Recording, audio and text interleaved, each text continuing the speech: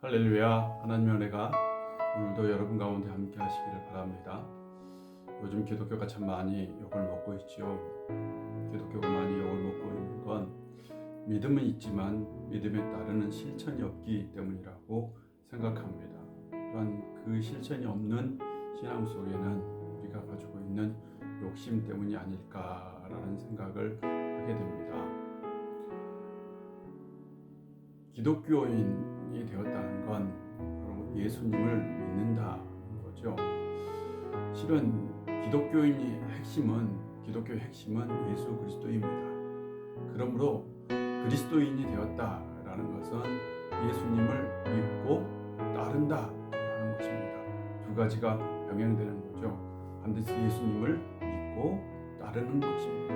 그런데 우리에게는 믿음이 있고 실천이 없다.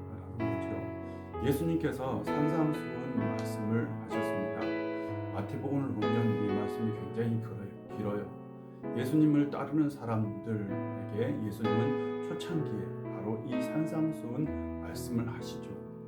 이 산상수훈 말씀은 그 당시 유대인들에게는 굉장히 어려운 말씀이었고 소화하기 힘든 말씀이었고 또한 율법을 초월한 말씀이었어요. 굉장히 실천하기 어려운 말씀이었다라고 생각하면 됩니다.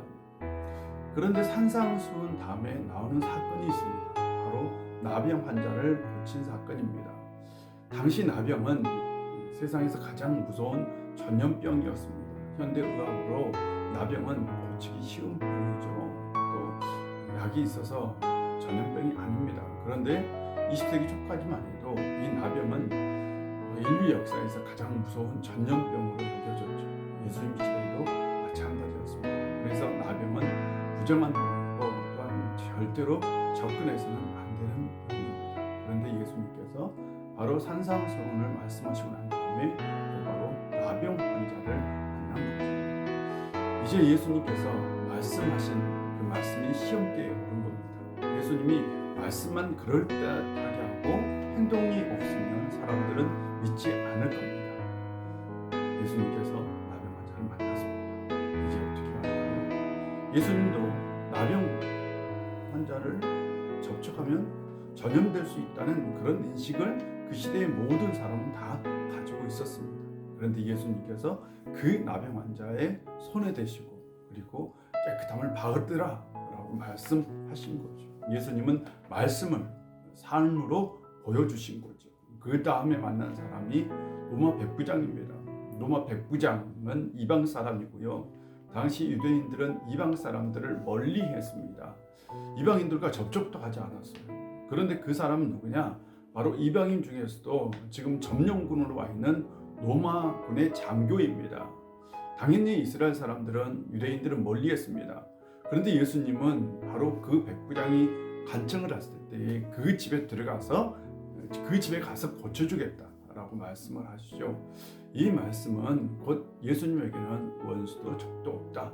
그러니까 예수님은 이웃도 원수도 사랑해야 된다라는 말씀을 실천으로 보여주신 거죠. 그리고 그것이 곧 예수님이 보여주신 믿음이 행함으로 가는 길이었던 겁니다.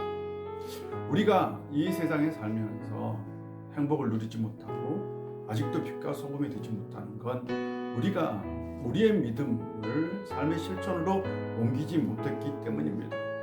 최근 김형석 교수님께서 굉장히 원로이신 기독교 원로입니다. 교수님께서 절대로 행복할 수 없는 사람에 대해서 두 부류의 사람을 말했습니다.